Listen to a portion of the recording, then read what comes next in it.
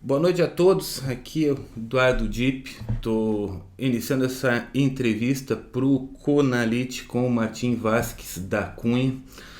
A gente vai conversar um pouco sobre a formação literária dele, sobre os livros, sobre os autores que mais o influenciaram, sobre o modo com que na visão dele, então contribuindo para esse projeto do Aramis Pereira, literatura contribui, enriquece, intensifica de algum modo nossa vida pessoal, nossa trajetória. Martim, muito obrigado por estar aqui com a gente, muito obrigado por nos conceder essa entrevista. Eu já queria começar indo direto ao assunto contigo. Nos últimos dias eu li uma série de entrevistas tuas e sei que para quem quiser ter alguma ideia das maiores influências literárias da tua trajetória, enfim, no mundo da cultura, cronologicamente, não é difícil encontrar as informações. O que eu queria que a gente começasse de um modo diferente. Então, em vez de falar da ordem cronológica dos livros, dos atores, das ideias que mais te influenciaram, gostaria de te ouvir falar de ordem de importância. Quais são os autores, quais são os livros, quais são os caminhos pela literatura que mais importantes estão sendo para você na tua vida? Bem, em primeiro lugar, obrigado, Eduardo, boa noite a todos. É sempre um prazer quase narcisístico falar de mim mesmo, né? Já que nesse mundo intelectual do bananão estamos sempre isolados, é muito difícil, né, falar sobre as coisas que realmente importam, e eu estou em um momento da minha vida em que, devido a uma série de circunstâncias de trabalho, eu quase não consigo falar com mais ninguém sobre aquilo que importa, então esses momentos quase narcisísticos são muito importantes para a minha baixa autoestima, por assim dizer, né? E aí eu posso ficar falando sobre várias coisas e as pessoas achando que eu sou um oráculo da inteligência, quando eu sou apenas um pobre camponês, né? Mas enfim, vamos lá. Como diria nosso amigo Sérgio de Souza, né, que eu sempre faço a piadinha que ele adora, a mulher dele não, nem a minha, né, de que ele tem que parar de me elogiar, porque senão vou achar que tem um caso comigo. Mas enfim, é o seguinte, você falou quais são os autores de importância emocional, assim, sentimental, você está perguntando, então? Uma ideia é da importância sentimental, emocional. A outra é a da importância, eu diria, existencial. Há autores que influíram decisivamente na tua trajetória, nas tuas escolhas, em quem você é hoje? Sim, não, claro, sempre há, mas é que tá, quando você fala literatura, eu não colocaria literatura, eu colocaria as artes em geral, porque muito da minha sensibilidade, da minha visão de mundo, ela é primordialmente formada por cinema, né? Antes de eu me dedicar a ler realmente literatura, né, enfim, os clássicos, me aprofundar nos estudos filosóficos, eu era um cinéfilo de carteirinha, ainda sou, gosto muito de cinema, eu tenho uma memória que raramente falha em relação a diretores, atores, roteiristas, diretores de fotografia, músicos e etc. E na verdade, assim, o que formou a minha sensibilidade estética e emocional, em primeiro lugar, não foi a literatura, tá? Foi realmente o cinema. É claro que a minha família sempre teve, sempre insistiu que eu lesse, etc. E eu, desde jovem, li muito.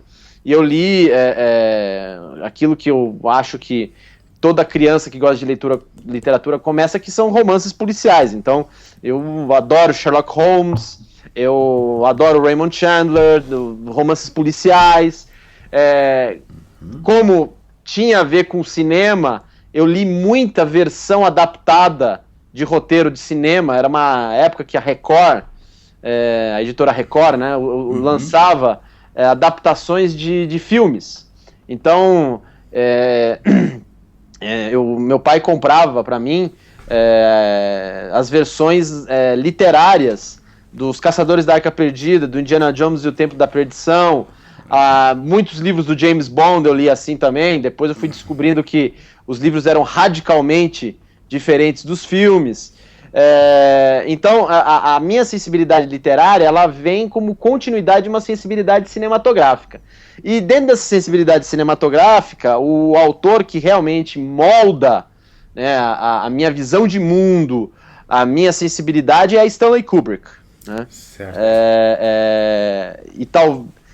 E talvez, né, na minha vida, eu tenho assim meio como meta, até mesmo de vida pessoal, um pouco o estilo do Kubrick, no sentido de que ele era um sujeito extremamente perfeccionista, mas era um perfeccionismo que recentemente se vai descobrindo, revendo os filmes dele, é algo que envolve muito como ele trabalhava com o acaso, né, como ele trabalhava com a oportunidade, e por isso que ele fazia vários takes e demorava muito tempo para fazer os seus filmes, mas aliado ao fato de que ele tinha o sistema hollywoodiano na mão e por isso ele tinha dinheiro suficiente para fazer aqueles filmes com uma estrutura compatível com a ambição dele.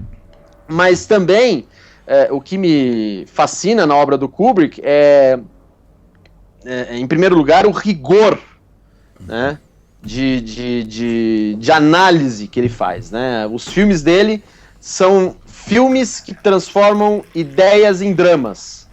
Então há um fundo literário e filosófico ali que na época, quando eu era criança, eu não entendia, jovem, né, criança, jovem, eu não entendia, mas eu ficava muito fascinado pelo modo como ele trabalhava a técnica cinematográfica, como ele trabalhava a imagem, como ele trabalhava os movimentos de câmera, como ele conseguia tornar o ritmo da cena, ele conseguia estender o ritmo da cena para algo extremamente lento e sufocante, para ser arrematado depois num golpe final, né? Enfim, pego aqui como exemplo a cena maravilhosa de O Iluminado, em que a Shelley Duvall descobre que Jack Nicholson, né, o marido dela, que é o escritor que está com a família isolado num hotel que parece ser mal assombrado, ela descobre por meio de uma série de papéis, uma montanha de papéis em que está escrito "trabalho sem diversão faz de Jack um bobão", que o marido tá louco, né?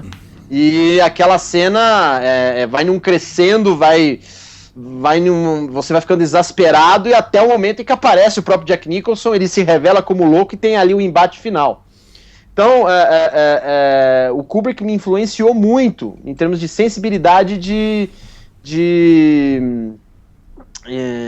enfim, de estética e também de visão de mundo. Uma visão de mundo frequentemente pessimista em relação à condição humana, em relação especificamente ao comportamento humano, e uma visão de mundo em que há um constante ceticismo, não a respeito da existência ou não de uma força divina, mas um ceticismo, que eu diria até saudável, sobre como realmente as coisas funcionam no cosmos, né, na nossa vida. E além dele, né, enfim, de outros cineastas, eu confesso que, por exemplo, o Coppola do Poderoso Chefão, 1, 2, mas enfim, aí eu vou dizer uma heresia para alguns aí, mas eu acho que o 3 é o melhor de todos, com todas as falhas que o Poderoso Chefão parte 3 tem, mas aqueles 40 minutos finais do Poderoso Chefão são coisas, enfim, é algo ali que toca uma parte minha emocional muito grande. O Scorsese, Martin Scorsese é um cara que me influencia muito, mas não o Scorsese dos filmes do gangster, que eu gosto muito, me divirto, né? Mas um filme do Scorsese que pouca gente fala e que eu acho que é a obra-prima dele, que é A Época da Inocência. Né? Certo. Ali talvez tenha formado um pouco da minha sensibilidade romântica, no sentido de que ali ele fala de uma história de amor em que não há sacanagem, não há sexo envolvido, é quase tudo no não dito. Né? E conforme eu fui evoluindo no meu gosto cinematográfico e também no meu gosto literário, aí eu fui entrando realmente na literatura dos clássicos, nos estudos filosóficos, nos estudos teológicos, e aí também passo um pouco pelas minhas inquietações existenciais, eu vou entrando de cabeça, por exemplo, no cinema de Robert Bresson, né? Que para mim é tão grande quanto um Stanley Kubrick, tão rigoroso quanto, tem também aquela sensibilidade estética que você parece que ele é meio detached, né, destacada do mundo, vê o mundo de forma imparcial, mas no caso do Bresson, especificamente num filme como Pickpocket, eu não sei se você já viu esse filme, a cena final é uma epifania que você está vendo ali, e é um negócio assim que você começa realmente a questionar se o cinema ou o cinematógrafo, como aquilo que o Bresson fala, talvez ele capte os movimentos invisíveis do espírito. Mas depois disso, né, enfim, com justamente o estudo do cinema e da cinefilia, eu fui entrando no estudo da literatura, né? E no estudo da literatura, eu, enfim, estava meio engatinhando, eu li os clássicos como Dostoiévski muito apressadamente, sem entender, né, o que realmente se passava. Eu era muito jovem, não podia entender os dramas morais com aquela profundidade que depois eu entenderia ao ler com 34 anos a obra inteira do Dostoiévski. Mas eu entro mesmo na literatura quando eu, por volta de 98, eu entro de cabeça no mundo do James Joyce, né? Joyce para mim é uma influência muito marcante, não só pela ambição que a obra dele consegue, mas também um pouco como figura pessoal, né? Um sujeito que ele se apresentava como um iconoclasta luciferino, mas você vai vendo na obra dele, na vida dele, como ele era de uma vamos dizer assim, de uma simplicidade típica irlandesa, em que na verdade ele vivia pela obra. É claro que, enfim, depois, com o passar do tempo, a gente começa a perceber que isso não é a melhor atitude para a sua vida, né? Você trocar a vida pela literatura. A vida é muito mais importante que a literatura.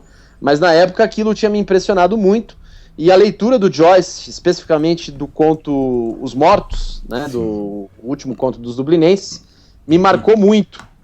E o Retrato do Artista quando jovem me marcou muito. Ulisses, sem dúvida nenhuma, me marcou muito. E o Finnegan's Wake, até hoje, eu quebro a cabeça com ele. Eu ainda não entendi muito bem o que ele quis dizer com aquilo.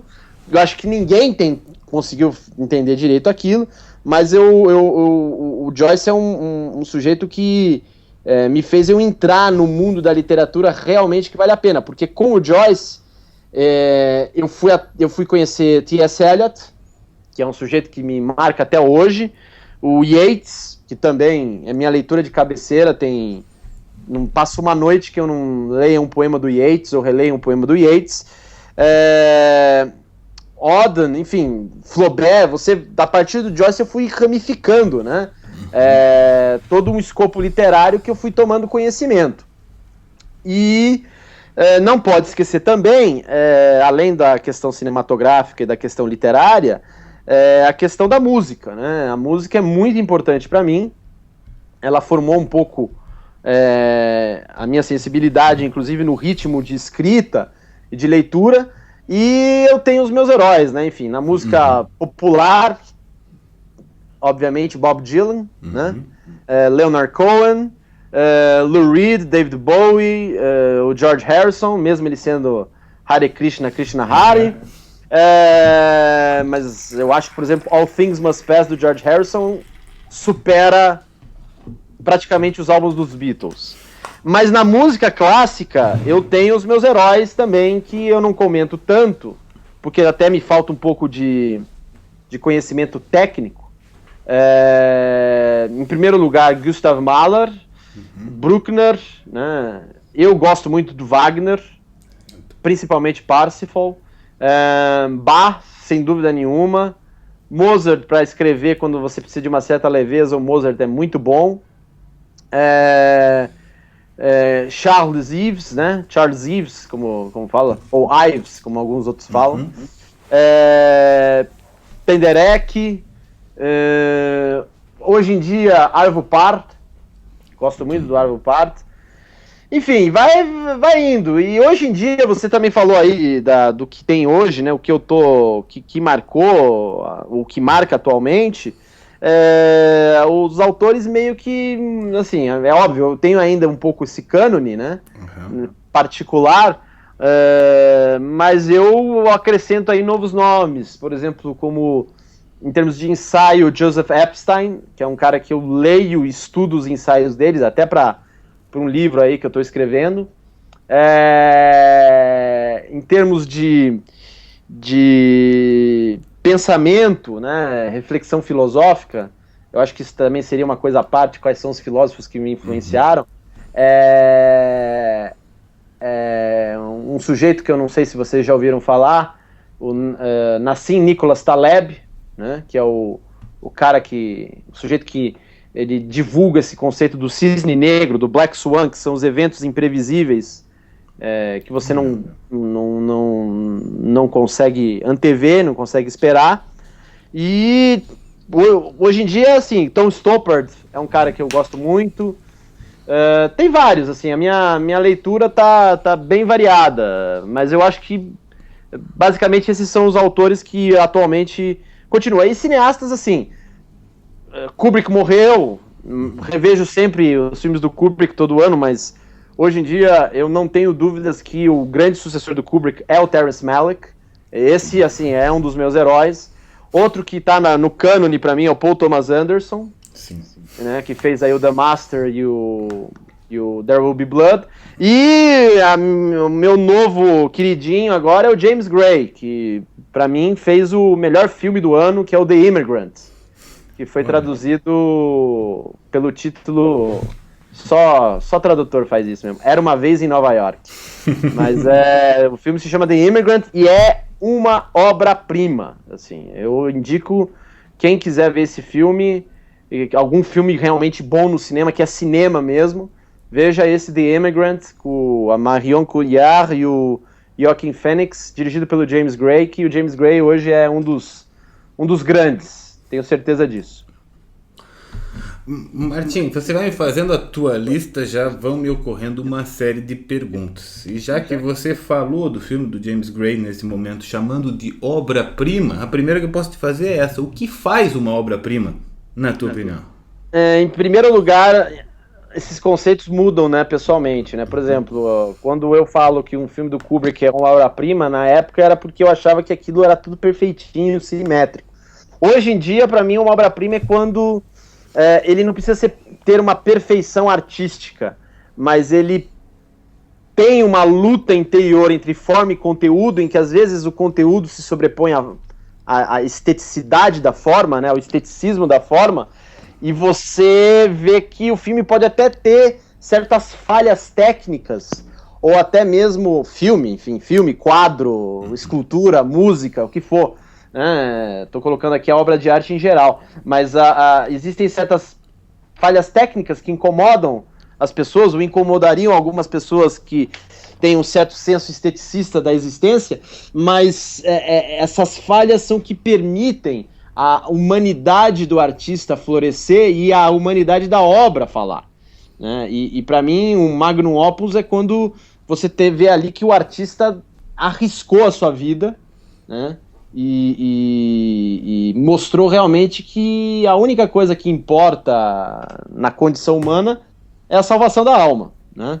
Se a sua alma vai para o inferno ou não, se você vai para o céu e se você quer ir para o céu ou não.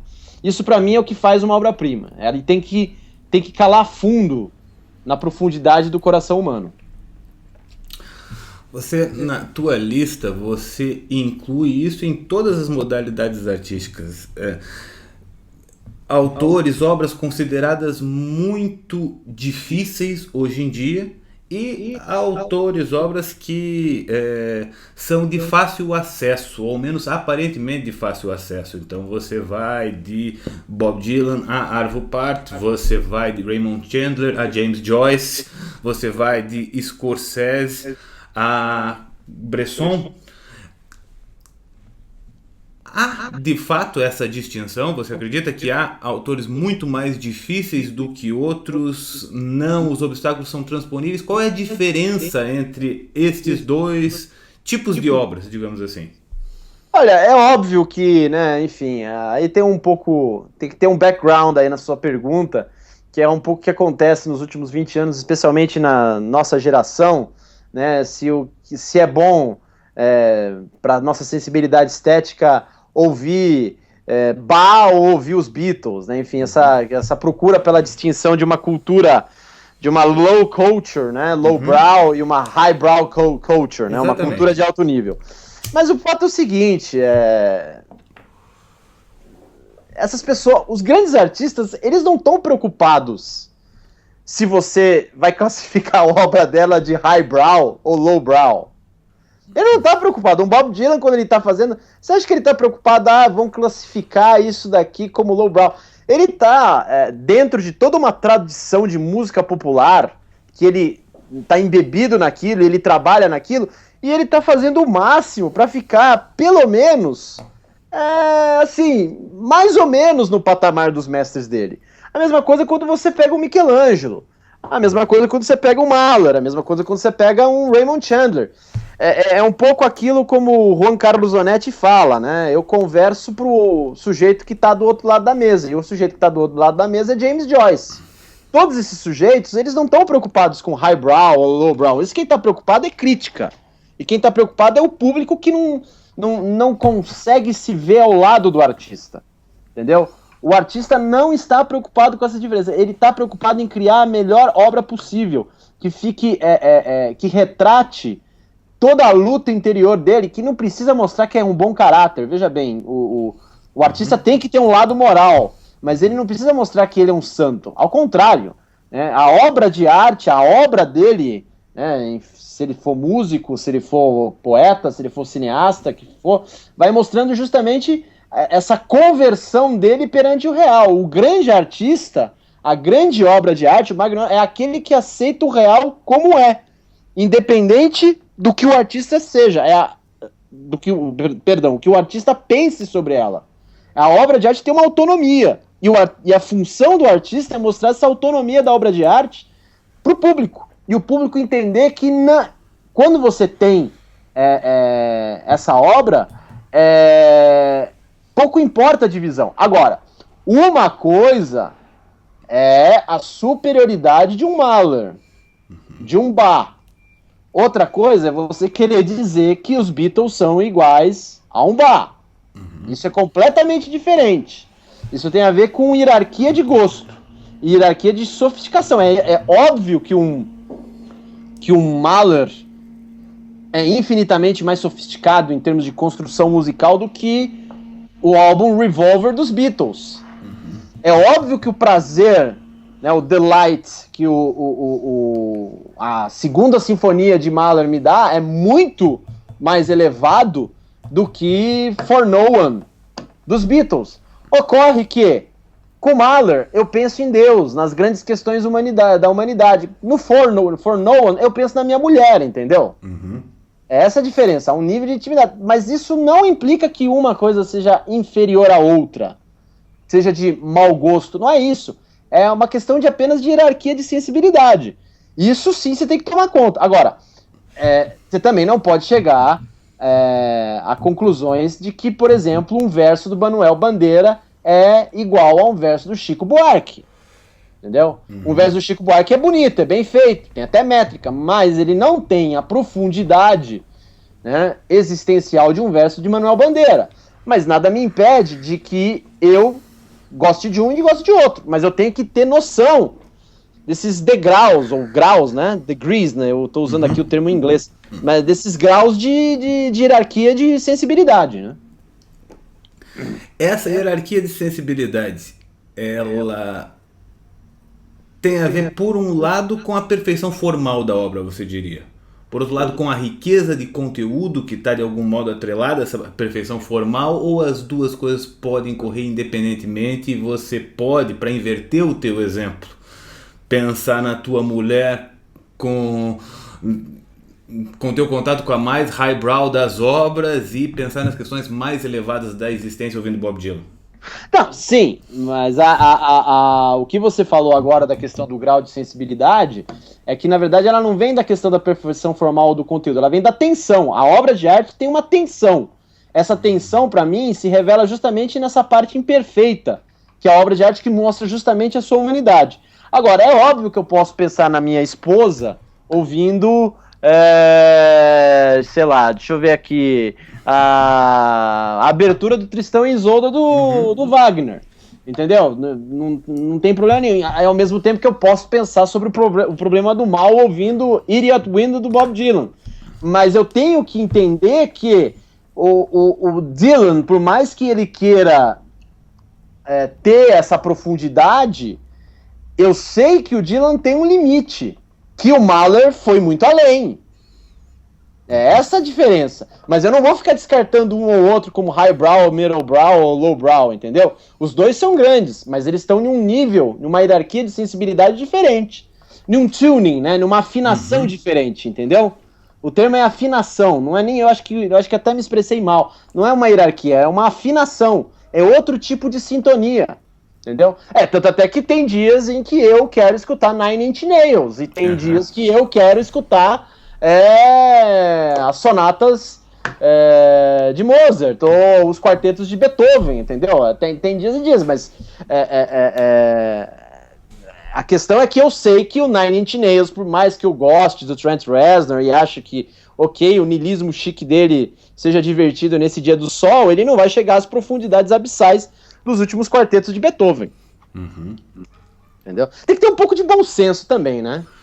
Um pouco de bom senso, e o que ao mesmo tempo a gente nota ouvindo você falar é uma total ausência de pedantismo, preconceito, fechamento, qualquer que seja o caso, na vulgaridade ou na suposta sofisticação, não é isso?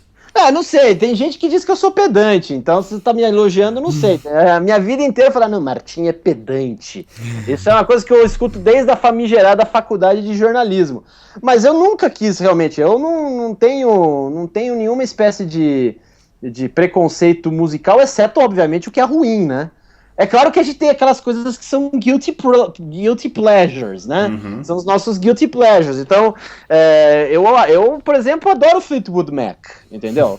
Eu adoro Fleetwood Mac. Quando tem um dia em que eu não vou fazer porcaria nenhuma, eu boto o Fleetwood Mac e fico lá, cantando Fleetwood Mac, entendeu? Assim como eu adoro Blondie, entendeu? Entendeu? Eu adoro. E tem dias em que eu chego e falo, não, eu não tô com saco, eu tenho que escrever alguma coisa, eu preciso me concentrar, e eu coloco a missa do bar, entendeu? Ou então eu coloco a Paixão segundo São Mateus. Enfim, eu não tenho. Eu acho que assim, estabeleceu-se hoje em dia, nos últimos 15 anos, e é um pouco também... nós somos um pouco responsáveis por isso, né, Eduardo? Quando eu falo nós, é porque a gente acompanha um pouco essa modificação da sensibilidade da juventude brasileira desde meados de 94, né? Enfim. Mas a gente é um pouco responsável disso, porque essa coisa, não, eu escuto música clássica, eu desprezo rock and roll. O melhor é quando eu escuto de gente iluminada que rock é coisa do demônio, né? Essa, então, eu nem falo, não escuto que é coisa do demônio. Assim, eu adoro o Papa Bento XVI, mas no espírito da liturgia ele fala, né? O rock é uma coisa tribal, e você... tudo isso, mas calma, né? Tem gente que pega essa tradição e transforma em algo próprio, né? Mas esse certo pedantismo que a juventude brasileira, especialmente aí a soi-disant nova direita, né, que quer achar que é muito sofisticado e etc. Gente, cultura é uma coisa que você cultiva, entendeu? Você cultiva isso e você cultiva dentro de um determinado grau, né, uma determinada sensibilidade que tem que ter bom gosto. E a única coisa que você não pode colocar na cultura é realmente coisas nocivas, né? Coisas assim, nocivas não que eu tô falando, enfim, é que aí vem, por exemplo, Martim, você adora o Lou Reed, um drogado, homossexual, mas porra, cara, você escuta o Lou Reed, ele não fala em hipótese nenhuma, ele não tá fazendo nenhuma louvação daquela vida. Ele fala o tempo todo que aquela vida é uma droga. Entendeu?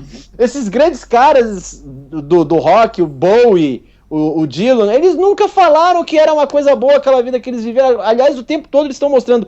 Os únicos grandes que talvez você possa dizer que eles fazem uma certa louvação são os Beatles, mas pô, eram garotinhos, eles mal sabiam o que estavam fazendo. O grande gênio por trás é o George Martin.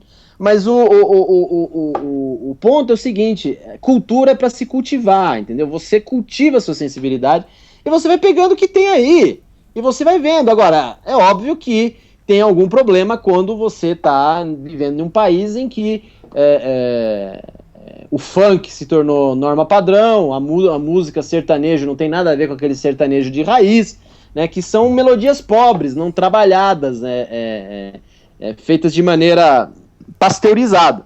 Isso sim é um problema, isso afeta a sensibilidade, mas enfim, eu acho que tem que parar um pouco com essa divisão e ver que Bob Dylan é um gigante, mas é um gigante que ele próprio sabe que ele não vai chegar a Johann Sebastian Bach, entendeu?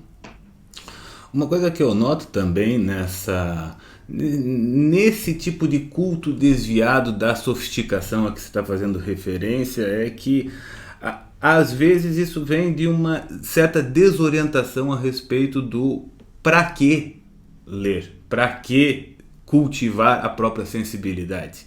A coisa acaba se tornando um fim em si mesmo, ou ao menos assim me parece.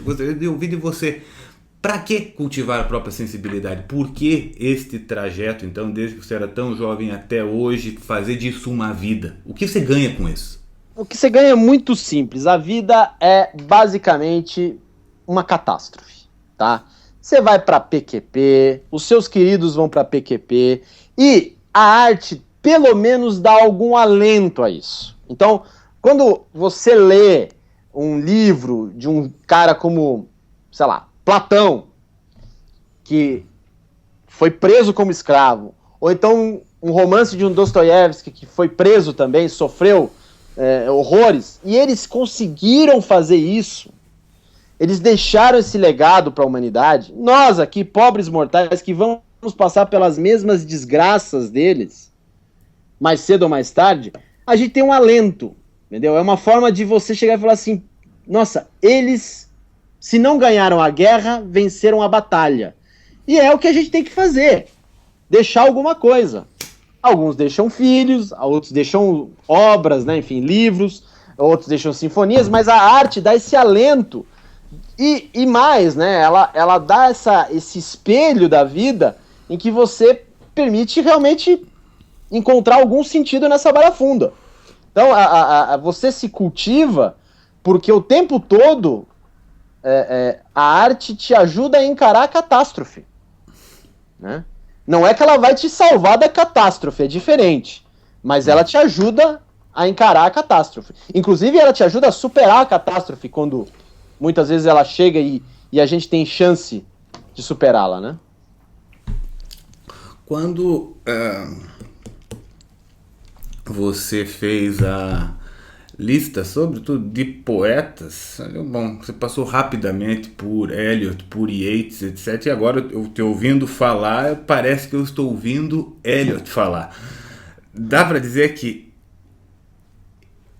Eliot, a visão dele da arte, ou você mencionou a filosofia pessimista por trás das obras de Kubrick, dá para dizer que estes autores que você mencionou moldaram a tua visão de mundo, ou de algum modo a visão de mundo deles se encaixou com algo naturalmente teu?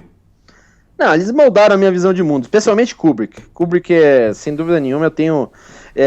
enfim, você teria que ver, eu tenho tendência para o humor negro, eu sou sarcástico, eu não acredito que o ser humano é bom por natureza, quando eu faço as minhas coisas eu tento ser muito rigoroso, e tem um quê de virtuosismo nos artigos que eu faço. Eu sempre procuro novas formas de começar um texto, eu nunca quero parar, enfim, é uma série de coisas assim, ela moldou muito, especialmente em termos de filosofia política. Há uns 2 anos, há 1 ano eu revi Laranja Mecânica, e eu penso exatamente como o filme. Olha, é o seguinte, existe canalha, mas tem um canalha pior do que todos, que é o Estado, entendeu? E toda a visão do homem mesmo, como um ser que ele tem direito a errar, né? E ele tem direito a ter seus demônios, que é uma coisa que o Kubrick sempre fala nos filmes dele. E no caso do Eliot, o que ele me influenciou, eu gosto... Veja bem, aí tem que fazer uma uma distinção, né? Uma coisa é você gostar do Eliot do Wasteland, do Alfred Prufrock, outra coisa é o Eliot dos quartetos, que é o que eu gosto, né? Eu gosto muito do Eliot do Wasteland, mas eu acho que o Eliot dos 4 quartetos é um negócio assim esplendoroso, né? Eu acho que ele só é superado pelo último Yeats. E o Eliot, ele se moldou no sentido de que se você tem essa visão trágica da condição humana que o Kubrick faz, mesmo que seja salpicado por um pouco de ironia, o Eliot, ele vai do outro lado do rio, né? Ele cruza a terceira margem, né? Para citar o Guimarães Rosa, e ele mostra que essa visão trágica do mundo tem uma redenção no final. Dolorida, mas tem, né? Então eles moldaram, tem esses dois polos, né? Que sempre estão dentro de mim, que é a descrença, quase chegando nas raias de uma descrença absoluta, e uma crença naquilo que, como diria Tom Stoppard, né, quando perguntaram para ele, você acredita em Deus? Ele responde, eu sempre olho, né, por cima do meu ombro. Tá certo. Martim, boa parte do público que vai estar assistindo a essas palestras, essas entrevistas e conversas desse evento é um público que está se iniciando de algum modo na literatura e na arte, está tentando encontrar caminhos e muitas vezes enfrenta certas dificuldades que não estão conseguindo ultrapassá-las sozinhos. Uma das dificuldades mais comuns é justamente a dificuldade de fazer uma passagem entre algo mais palatável, acessível, pense num Raymond Chandler de um lado, e uma literatura, uma arte tida como mais difícil, enigmática, às vezes incompreensível. Talvez o melhor exemplo seja o próprio James Joyce, ou mesmo os grandes poetas, como o próprio Eliot e Yeats. Você faz essa passagem, ou você conta desta passagem, que não é nenhuma passagem, as duas coisas caminham simultaneamente na tua biografia, ou menos assim que você está nos contando. Que tipo de dica, que tipo de ajuda você poderia dar para alguém que tem dificuldade, por exemplo, de acessar as riquezas dos dublinenses? Ou dos 4 quartetos? Qual é o caminho para este cultivo? Aí é uma questão assim, em primeiro lugar, essa pessoa precisa ter uma inquietação pessoal. Ela precisa ter um problema que é a atormenta, entendeu? Sem ela ter noção desse problema, cultura, leitura, enfim, todo o aproveitamento de artes é apenas um passatempo, um hobby. Então a pessoa, em primeiro lugar, ela precisa ter essa inquietação pessoal. Qual é o problema que faz ela perder o sono, literalmente? Tendo a distinção desse problema, ou pelo menos a sensação que existe esse problema, as coisas começam, ou ele vai atrás das obras de arte que falam sobre esse problema, ou as obras de arte vão até ele, né? Que é muito o que aconteceu comigo. Então, eu acho assim, o método se é deixar o acaso falar, né? E a mesma coisa em termos de leitura. Não vá achando... Em primeiro lugar, quando você pega um Joyce ou um Eliot, você tem que estar aberto para o que ele vai dizer. E outra, não tente entender tudo o que ele está escrevendo ali. Ninguém conseguiu fazer isso 100%. Deixa, olha, leia, saboreia, volta depois. Ninguém consegue usufruir da arte com um método cartesiano. Você precisa estar aberto para a obra, né? Deixar que a obra fale com você, especialmente em relação à poesia. A poesia existe uma leitura muito difícil, né? No sentido de que você precisa deixar o poema falar com você, comunicar com você. Então essa passagem, eu acho que você tem que pegar essa inquietação, ver onde ela se encontra nas grandes obras de arte. Às vezes ela pode estar numa canção, às vezes pode estar em um poema, às vezes pode estar em um filme. Ver porque aquilo ecoa, e você tem que se aprofundar nesse problema que te atormenta, até que chega um momento em que a obra de arte vai, enfim, te dar meios para superar esse problema, ou pelo menos para você conviver com ele. E a minha dica que eu daria para fazer essa passagem é muito simples, é deixar o artista falar na sua obra, deixar a obra falar e deixar as coisas acontecerem, não ficar forçando. Se você está lendo, por exemplo, Joyce, não entendeu, não fique aflito. Vá saber por que você não está entendendo. Talvez isso vai te dar umas horas a mais de estudo, e isso é bom. E depois você volta e você vai entender. Isso o tempo todo acontece comigo. Tem livros que, enfim, eu leio e releio, e quando eu volto a lê-los, eu falo, nossa, não tinha percebido esse detalhe aqui. Por que isso, né? A obra de arte é, na verdade, o resultado de uma luta interior que o objeto artístico se torna algo muito além da intenção do artista. Você menciona esta inquietude existencial, ou um problema, como o motor da busca ou deste acaso que você estava fazendo referência. Por que ir atrás ou deixar que venha atrás de você a arte, a literatura e não, pura e simplesmente a filosofia, a ciência política, a psicologia? Ou por outra, qual é o próprio da arte nesse trajeto de lidar com essa inquietude? É claro que você, lendo filosofia, estudando ciência política, enfim, essas disciplinas mais meditativas, né, são excelentes complementos para a arte, mas ocorre que a arte faz uma coisa que essas disciplinas, não é que não fazem, mas elas complementam, que ela educa a sensibilidade, e não só educa no sentido de que ela te dá uma hierarquia de sentimentos, né?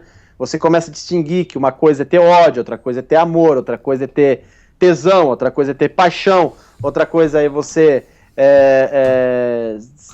diferenciar que você está tendo inveja, outra coisa é você saber o que é admiração, enfim, essa série de sentimentos que estão, né, indistintos na gente, e a arte vai dando essa filtragem, mas sobretudo o que a arte faz é dar uma imaginação moral a nós. Ou seja, a arte faz, e no caso aí eu colocaria especificamente a literatura, né?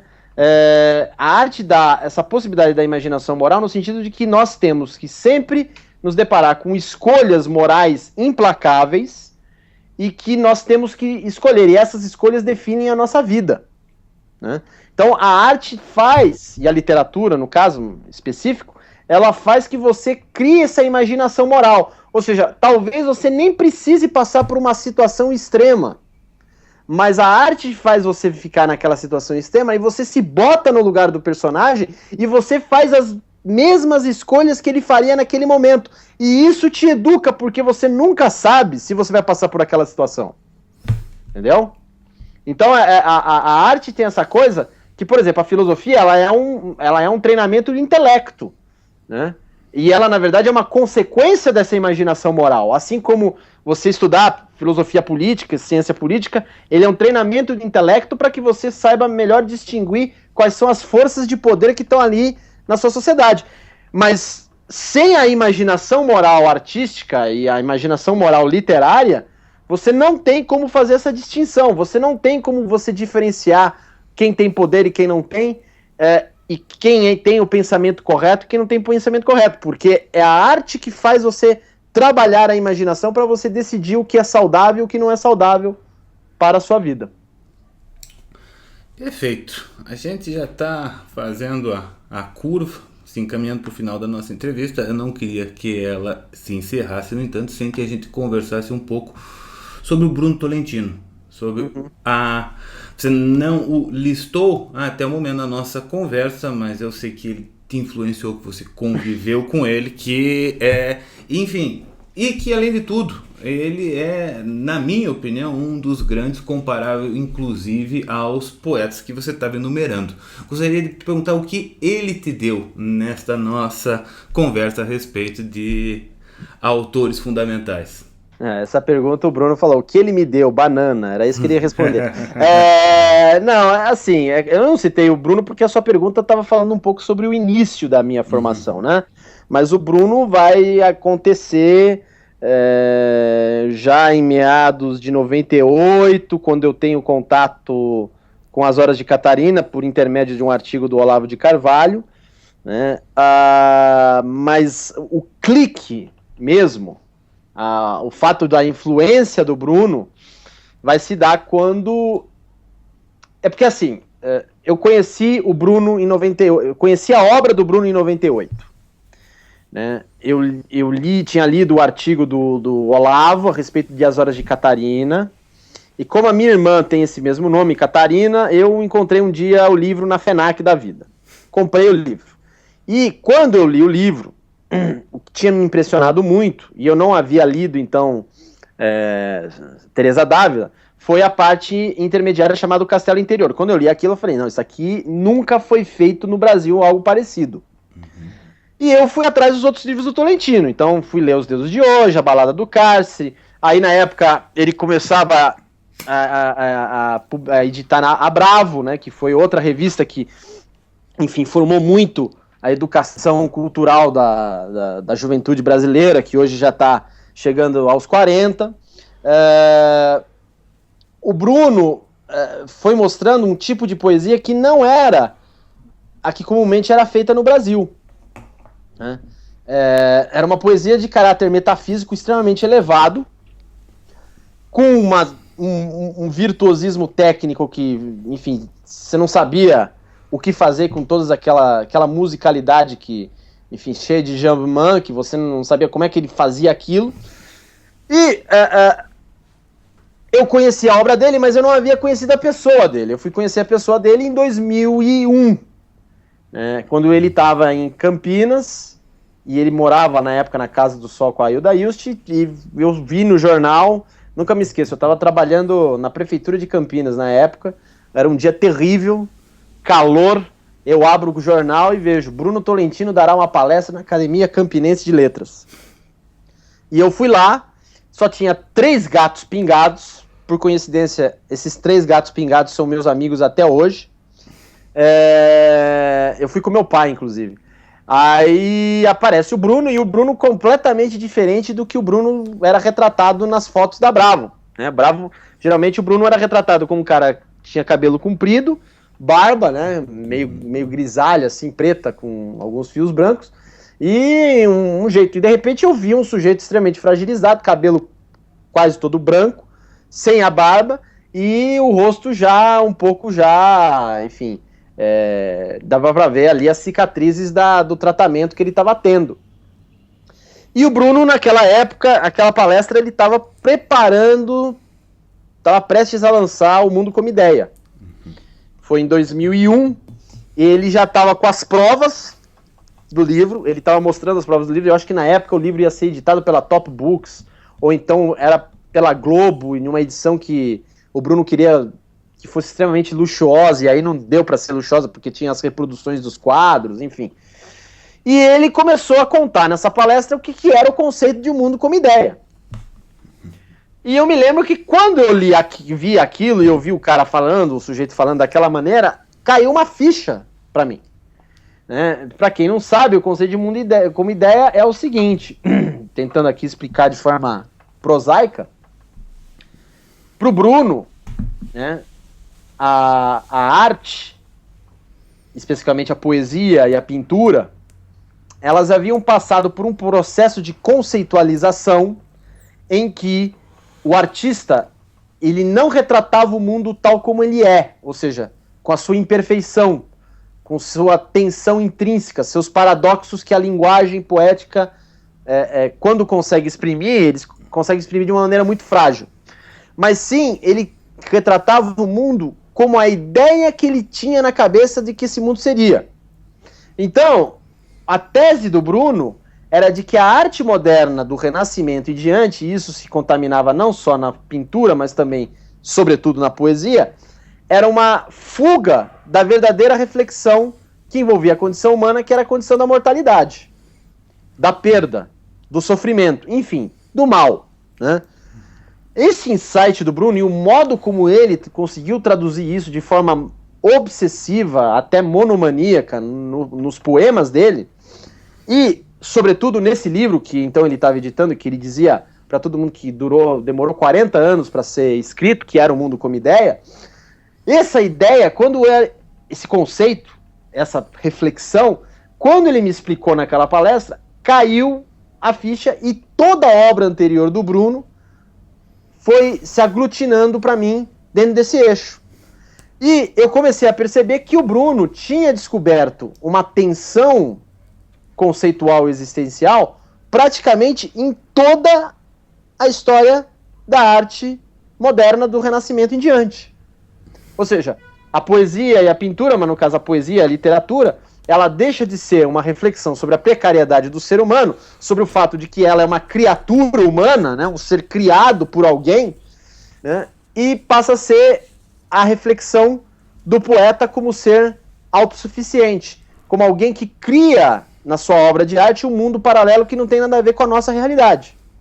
Isso para mim foi um insight sensacional, que eu tive a oportunidade de ver ali em loco. E a partir dali eu comecei a entrar em contato com o Bruno. O Bruno era cheio de altas e vindas, ele morava em São Paulo, na paróquia da PUC, e às vezes ele ficou 1 ano e meio isolado no Morro da Piedade, lá com o Padre Virgílio. Eu fui lendo a obra do Bruno, e nesse meio tempo, de 2001 a 2002, o Maldito Mundo como Ideia não saía. Não saía o livro. Quando vai sair o Mundo como Ideia? Não saía. E ele falava também do Imitação do Amanhecer e o The Years That the Locust Had Eaten, entendeu? Era uma época que a gente ficava esperando os grandes livros sínteses, como O Olho do Sol, né? Alguém se lembra disso? Né? Cadê o Olho do Sol, né? O Olho do Sol, cadê o Olho do Sol? E o Mundo como Ideia, né? E a Imitação do Amanhecer. E nada dos livros chegarem. E um dia eu tava no Rio de Janeiro, na época eu tava com a filha do Olavo, a Inês de Carvalho, e o marido dela, na época, o Pablo Corbett, que era meu vizinho em Campinas, Joaquim Gide, e hoje é como se fosse um irmão para mim.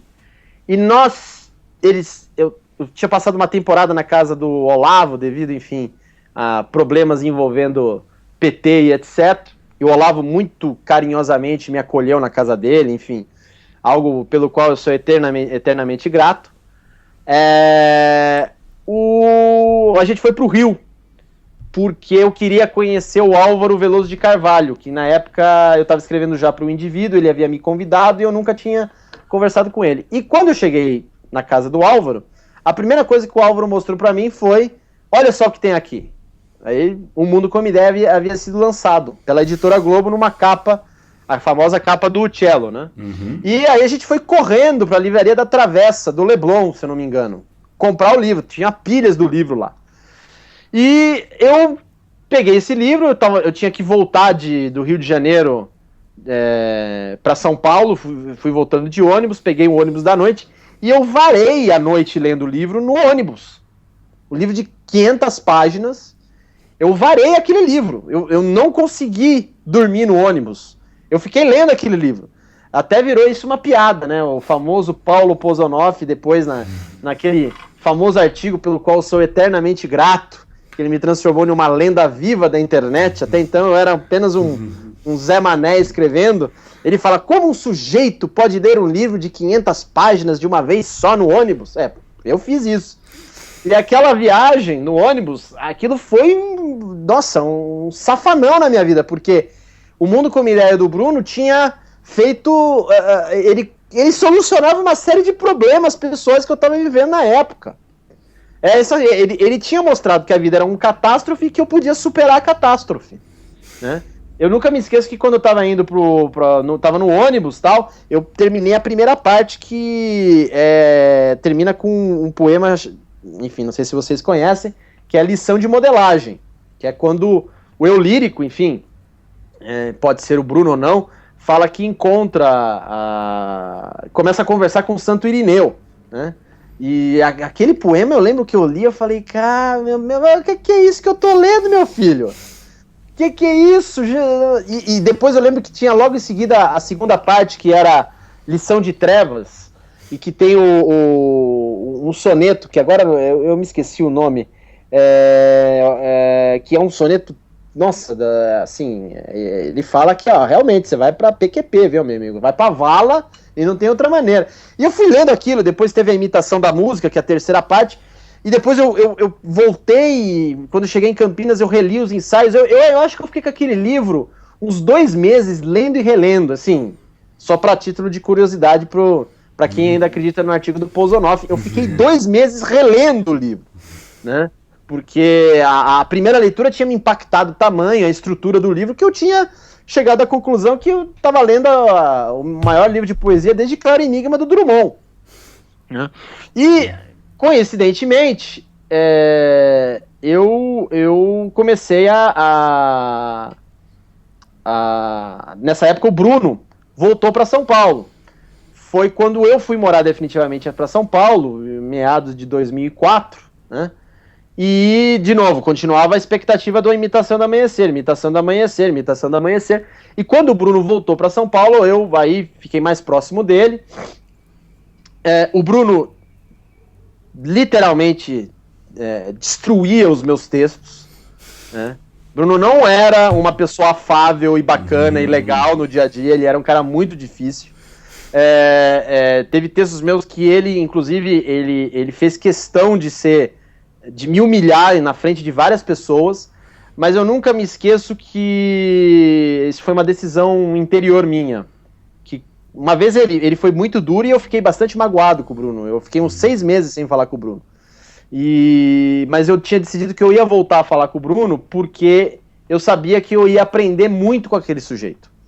E quando eu voltei a falar com o Bruno, e aí já foram os 3 últimos anos da vida dele, eu havia realmente aprendido muita coisa em termos de vida intelectual, de rigor intelectual com o Bruno. Mas o que eu tinha aprendido com o Bruno, e aí no caso vem também a leitura do Eric Voegelin, é que eu consigo, seja lendo um livro, independente se for literatura, filosofia, ou então, que eu acho que é o mais importante, né, conversando com uma pessoa, saber precisamente o problema existencial do autor ou daquela pessoa.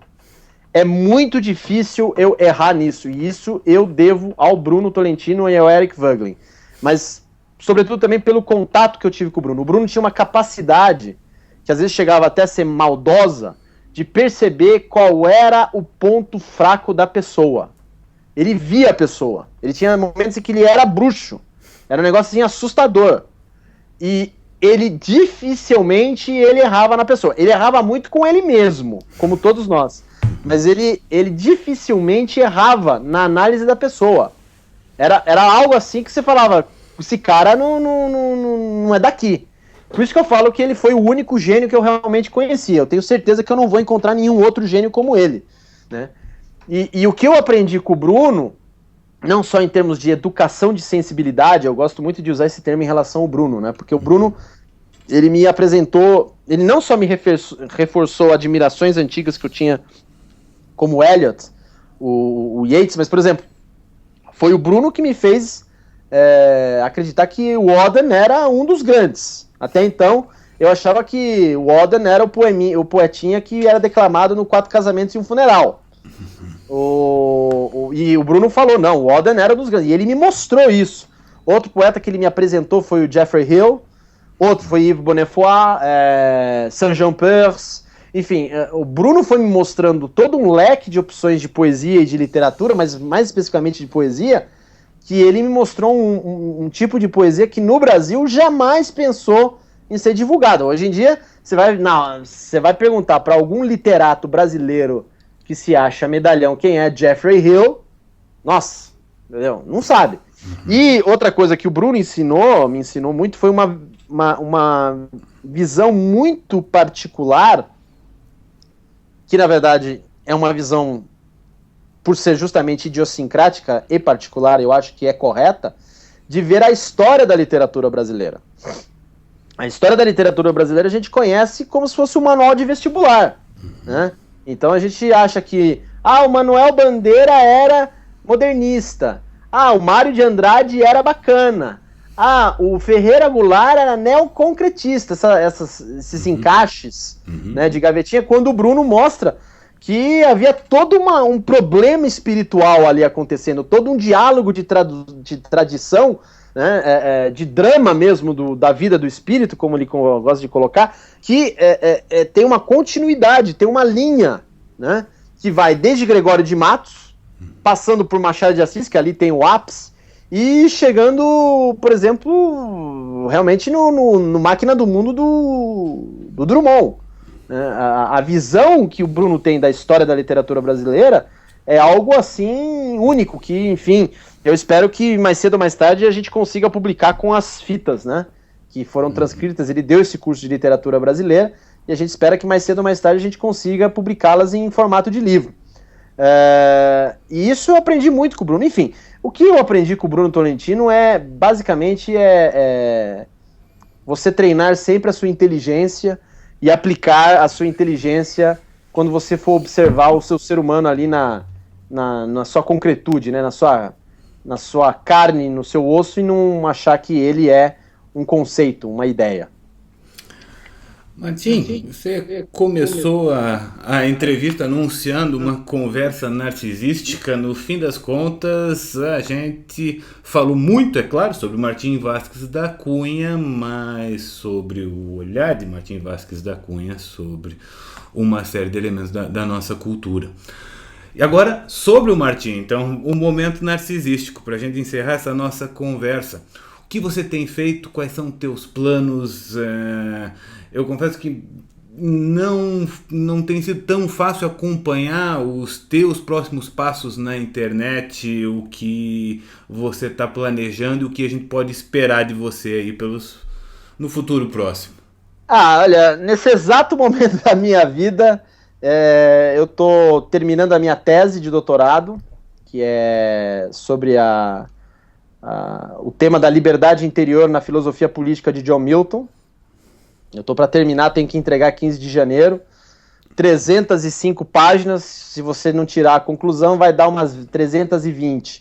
Mas a bibliografia vai dar umas 340. E eu tenho que entregar dia 15 de janeiro, né? E defendo no ano que vem. Pretendo futuramente transformá-la em livro, assim como eu transformei a minha dissertação de mestrado, que é o Crise e Utopia, né? O Dilema de Thomas More. E eu estou escrevendo para uma grande editora, um livro aí que eu ainda não posso falar, mas é um livro sobre as relações de literatura brasileira com política, né? É um livro que eu estou escrevendo, eu tenho que entregar aí em meados do ano que vem, e é um livro que está me dando um certo trabalho, porque você vai descobrindo certas conexões insuspeitas, né? Com a literatura brasileira e com a forma como os grandes escritores e os escritores medíocres e os escritores péssimos, eles conseguem ver a realidade ou então distorcer a realidade, e como isso afeta a nossa vida hoje em dia. Então eu estou nesse projeto e, enfim, além do fato de que, obviamente, eu tenho que pagar o leitinho das crianças, né? Porque eu não sou milionário, eu tenho nome de nobre, mas eu sou pobre de marré, entendeu? E eu tenho que trabalhar, né? Enfim, estou trabalhando agora aí em Brasília, no setor de comunicação corporativa.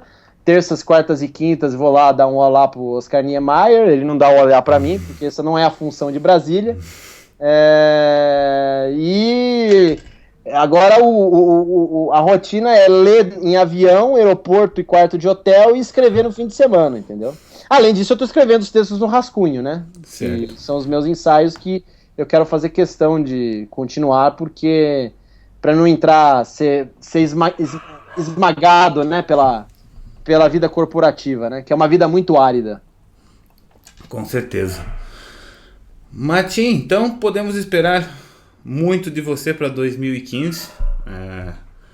Eu espero que saiam de fato os 2 livros e que continuem os ensaios, sobretudo do rascunho. A gente vai ter aqui nesse congresso, eu sei que vários colaboradores do rascunho, justamente porque o jornal vem se tornando uma referência de fato para quem ama e quer aprender com arte e literatura. Eu te agradeço muitíssimo. Obrigado, agradeço. Essa tua participação em nome da organização do Congresso, e espero que em outras circunstâncias diversas a gente possa estar conversando, trocando ideias, porque de fato para o Congresso foi muito legal, mas para mim também foi bastante legal. Temos essa conversa, nós que não havíamos ainda trocado nossas vozes, ainda que não estejamos um na frente do outro. Claro, claro. Bem, você é de Curitiba, certo? Quando você vier em São Paulo, me dá um toque e a gente se encontra. Se eu tiver aqui em São Paulo e não na invenção de Kafka, que é Brasília, aí a gente toma um café, toma uma cerveja, enfim. Com certeza. Tá bom? Forte abraço. Obrigado, viu, Eduardo? Um abraço, meu caro. Até mais. Nos falamos. Nos falamos.